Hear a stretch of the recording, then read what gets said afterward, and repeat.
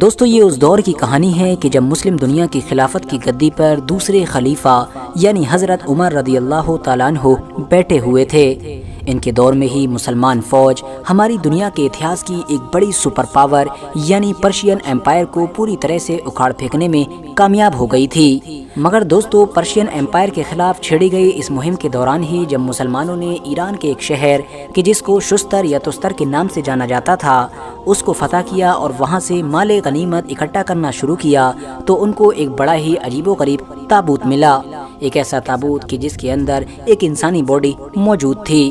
جب اس تابوت کو کھول کر دیکھا گیا تو اس کے اندر جس انسان کی باڈی موجود تھی وہ انسان حد سے زیادہ لمبا تھا، اتنا زیادہ لمبا کہ جتنی لمبائی اس دور میں انسانوں کی ہوا ہی نہیں کرتی تھی۔ اتنا ہی نہیں، اس تابوت کے ساتھ مسلمانوں کو بہت ساری اشرفیاں اور ایک انگوٹھی بھی ملی۔ لوکل لوگوں کے مطابق جب کبھی بھی کسی کو مجبوری میں قرضہ چاہیے ہوتا تھا تو وہ اس تابوت کے پاس سے موجود ان اشرفیوں کو لے جایا کرتا تھا اور بعد میں جب اس کی ضرورت پوری ہو جایا کرتی تھی تو ان اشرفیوں کو واپس کر دیا کرتا تھا۔ اتنا ہی نہیں، جب کبھی کوئی انسان نیت گڑبڑ ہو جانے کی وجہ سے ان کو واپس نہیں کرنا چاہتا تھا تو وہ فوراً بیمار ہو جاتا تھا۔ ساتھ ہی ساتھ لوکل لوگوں نے مسلمانوں کو یہ بھی بتایا کہ جب کبھی بھی اس علاقے میں بارش نہیں ہوتی ہے اور سوکھا پڑ جاتا ہے تو وہ اس تابوت کو کھلے آسمان کے نیچے رکھ دیتے ہیں اور اس تابوت کی برکت سے ہی خدا ان کے علاقے میں بارش کر دیتا ہے۔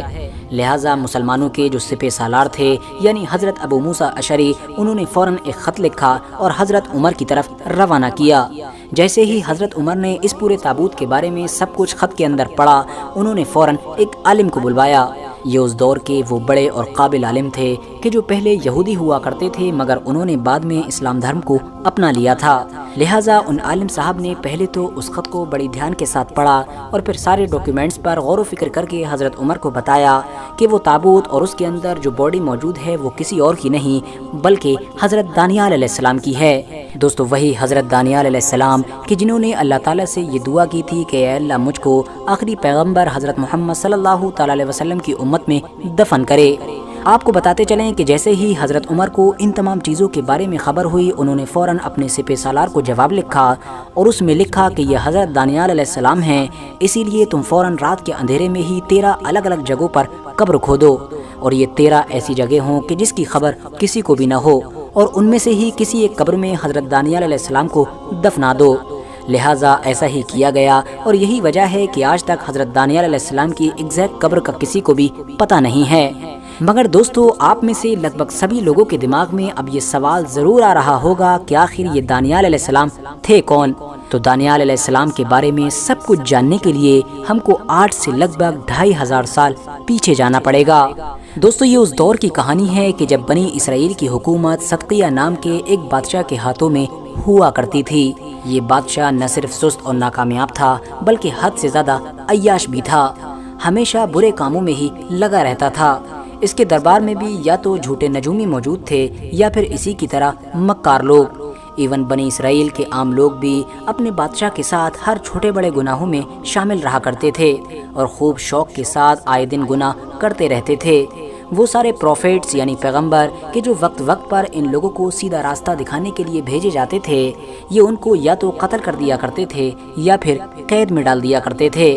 ایک بار کی بات ہے کہ مصر کے ایک فرعون کے جس کا نام نقو تھا، اس نے اپنی ایک بے انتہا خوبصورت کنیز کو بنی اسرائیل کے حکمران یعنی صدقیہ کے پاس بھیجا۔ یہ کنیز دراصل دوستو آپس میں دوستی قائم کرنے کے لیے ایک تحفے کے طور پر بھیجی گئی تھی،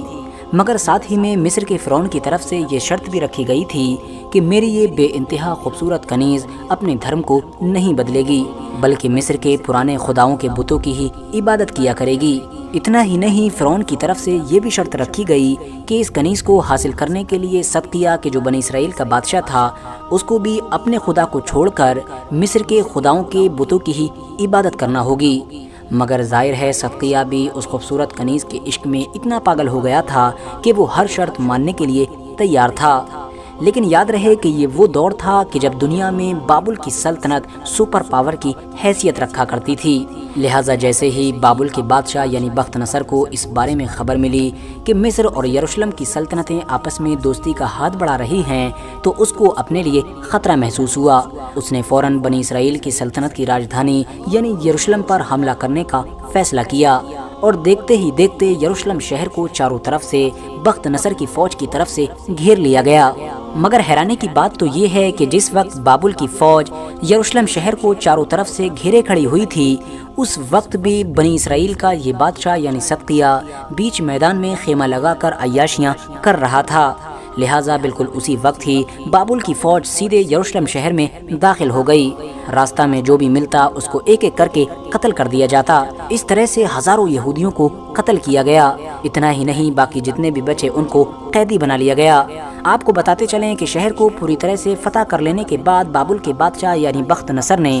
یہودیوں کو یہ آرڈر دیا کہ وہ اپنے ہاتھوں سے ہی اپنی سب سے مقدس جگہ یعنی ہیکل سلیمانی کو پوری طرح سے برباد کریں۔ لہٰذا یہودیوں نے روتے ہوئے اپنی ہی سب سے مقدس جگہ کو پوری طرح سے تباہ کر دیا۔ اس کے بعد بخت نصر پوری کی پوری بنی اسرائیل قوم کو یعنی یہودیوں کو بھیڑ اور بکری کی طرح ہانکتے ہوئے قیدی بنا کر اپنے شہر بابل کی طرف لے گیا۔ ان قیدی بنائے گئے لوگوں میں حضرت دانیال علیہ السلام بھی تھے، جو اس دور میں جوان ہوا کرتے تھے۔ لہٰذا اس طرح سے اب بنی اسرائیل یعنی یہودیوں نے بابل شہر میں اپنی زندگی قیدیوں کی طرح گزارنا شروع کر دی۔ اتہاس کاروں کے مطابق ایک بار بابل کے بادشاہ یعنی بخت نصر نے ایک خواب دیکھا۔ اگلے دن جب وہ اٹھا تو اس نے اپنی سلطنت میں رہنے والے سارے نجومیوں اور جادوگروں کو اپنے دربار میں بلایا اور ان سے کہا کہ وہ پہلے تو اس کا خواب بتائیں، یعنی یہ بتائیں کہ آخر میں نے رات میں خواب میں کیا دیکھا ہے، اور اس کے بعد اس خواب کی تعبیر یعنی اس کا مطلب بتائیں۔ ساتھ ہی ساتھ اس نے یہ بھی فرمان جاری کیا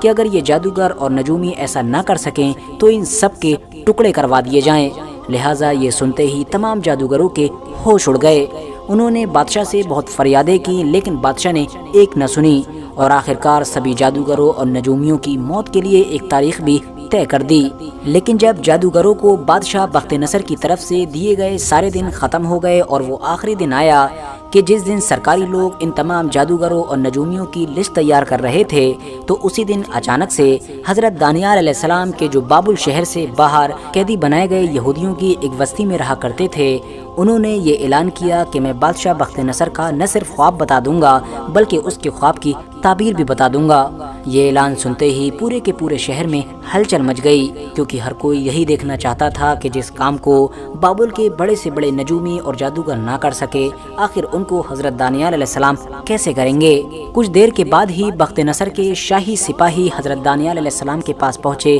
اور ان کو لے کر بخت نصر کے سامنے پہنچے۔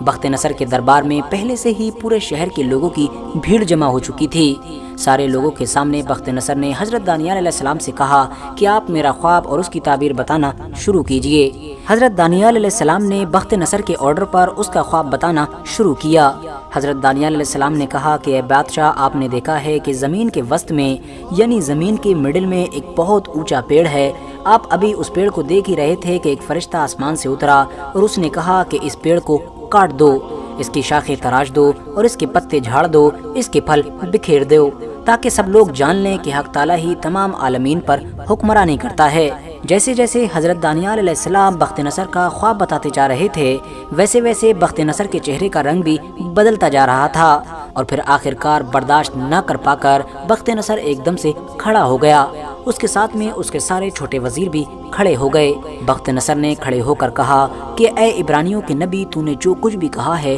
وہ لفظ بلفظ سچ کہا ہے، چلو اب میرے خواب کی تعبیر بھی بتاؤ۔ اس کے بعد دانیال علیہ السلام نے کہا کہ اے بادشاہ، تمہارے خواب کی جو تعبیر ہے وہ اللہ تعالیٰ کی طرف سے تمہارے لیے ایک وارننگ ہے۔ خواب میں موجود جو ایک پیڑ ہے وہ کچھ اور نہیں بلکہ دراصل آپ خود ہیں۔ جس طرح دنیا کی پچھلی تمام سلطنتیں تباہ و برباد ہو گئی ہیں، اسی طرح سے ایک دن آپ کی بھی سلطنت مٹ جائے گی۔ اس کے بعد بخت نصر نے دانیال علیہ السلام سے کہا کیا آپ کے پاس میرے لیے کوئی نصیحت ہے؟ اس پر دانیال علیہ السلام نے کہا کہ اپنی غلطیوں کو سچائی سے اور اپنے برے کاموں کو یعنی بدکاریوں کو مسکینوں یعنی کہ غریبوں اور بھوکوں پر رحم کر کے دور کیجیے۔ یہ سب سن کر بخت نصر فوراً اپنے دربار میں کھڑا ہوا اور اس نے تمام لوگوں کو یہ فرمان جاری کیا کہ ہر عام اور خاص انسان کو یہ مطلع کر دیا جائے کہ عبرانیوں کے اس بندے کے اندر کوئی مقدس روح کام کر رہی ہے۔ اس کے لیے کوئی راز نہیں ہے، اس کا معبود یعنی خدا تمام معبودوں کا معبود ہے۔ اس عقل مند انسان کی تعظیم و تکریم یعنی رسپیکٹ کرنا ہر کسی کے اوپر فرض ہے۔ اس کے بعد بخت نصر نے حضرت دانیال علیہ السلام کو نہ صرف بہت سارے قیمتی تحفوں سے نوازا بلکہ ساتھ ہی ساتھ ایک خاص عہدے پر بھی رکھ لیا تھا۔ وہ ہر چیز میں حضرت دانیال علیہ السلام سے مشورے لیا کرتا تھا، مگر ظاہر ہے بخت نصر کا وہ خواب بھی تو پورا ہونا تھا۔ کچھ دنوں کے بعد ہی بخت نصر کی موت ہو گئی اور اس کے جو جانشین ہوئے یعنی اس کے آنے والے اگلے لوگ وہ بہت ہی ناکام اور کمزور ثابت ہوئے۔ انہوں نے غصے میں آ کر حضرت دانیال علیہ السلام کو بھی اپنے دربار سے الگ کر دیا۔ اتنا ہی نہیں، بہت جلد ہی پھر وہ دن بھی آ گیا کہ جب سائرس دی گریٹ نام کے ایک حکمران نے بابل پر حملہ کر کے بابل شہر کی اینٹ سے اینٹ بجا دی اور اس شہر کو فتح کر کے ان یہودیوں کو بھی آزاد کرایا کہ جن کو بابل کے ہی بادشاہ یعنی بخت نصر نے قیدی بنایا تھا۔ نہ صرف آزاد کرایا بلکہ ایک بار پھر سے ان کو یروشلم میں لے جا کر آباد کیا اور ان کے ہیکل سلیمانی نام کی اس مقدس جگہ کو بھی ایک بار پھر سے تعمیر کروایا۔ آپ کو بتاتے چلیں کہ اگر آپ لوگ جاننا چاہتے ہیں کہ یہ سائرس دی گریٹ کون تھے کہ جن کو ذوالقرنین کے نام سے بھی جانا جاتا ہے اور جن کا ذکر قرآن میں بھی آیا ہے، تو آپ لوگ ہماری اس ویڈیو کے ذریعے سے جان سکتے ہیں۔ اس کا لنک بھی ڈسکرپشن میں موجود ہے۔ RH نیٹورک کے نالجبل فرینڈز، حضرت دانیال علیہ السلام سے ریلیٹڈ کچھ اتہاسک کتابوں میں یہ بھی مینشن کیا گیا ہے کہ جب بادشاہ وقت یعنی دارا فسٹ نے حضرت دانیال علیہ السلام کو اپنا سب سے بڑا وزیر بنانے کا فیصلہ کیا تو اس کے جو کچھ خاص وزیر اور عہدیدار ہوا کرتے تھے کہ جو حضرت دانیال علیہ السلام سے جلا کرتے تھے، تو انہوں نے بادشاہ کو بھڑکانا شروع کر دیا اور بادشاہ کو یہ کہہ کر گمراہ کیا کہ دانیال ایک ایسا انسان ہے کہ جو ہمارے ہی مذہب کے خلاف غداری کرتا ہے۔ ان سب کی باتوں میں آ کر دارا فس نے حضرت دانیال علیہ السلام کو ایک ایسے کنویں میں پھینکنے کا آرڈر جاری کیا کہ جس کے اندر شیروں کا بسیرا ہوا کرتا تھا، مگر دانیال علیہ السلام کیونکہ ایک پیغمبر تھے اسی لیے ان شیروں نے بھی دانیال علیہ السلام کو کچھ نہیں کیا، جس کے بعد سے اب دارا فسٹ بھی حضرت دانیال علیہ السلام کے ایک اسٹوڈنٹ کی طرح ہی رہا کرتا تھا اور ان کی بہت زیادہ عزت اور احترام کیا کرتا تھا۔ ویسے تو دوستو حضرت دانیال علیہ السلام کا مقبرہ آج بھی ایران کے شہر شوش میں موجود ہے، مگر ظاہر ہے جیسا کہ میں نے آپ کو شروع میں ہی بتایا تھا کہ ان کی قبر ایگزیکٹ کس جگہ پر موجود ہے اس کے بارے میں کسی کو بھی کچھ نہیں پتا ہے۔ فی الحال آج کے اپنے ویڈیو کو ہم یہیں پر ختم کرتے ہیں۔ ویڈیو پسند آنے پر نہ صرف ویڈیو کو لائک کریں بلکہ اپنے فرینڈز کے ساتھ بھی ضرور شیئر کریں اور اسی طرح کی نالجبل اور ہسٹوریکل ویڈیوز ہمیشہ دیکھنے کے لیے ہمارے اس چینل کو سبسکرائب کر کے ساتھ ہی میں بیل آئیکن کو بھی پریس کر دیں۔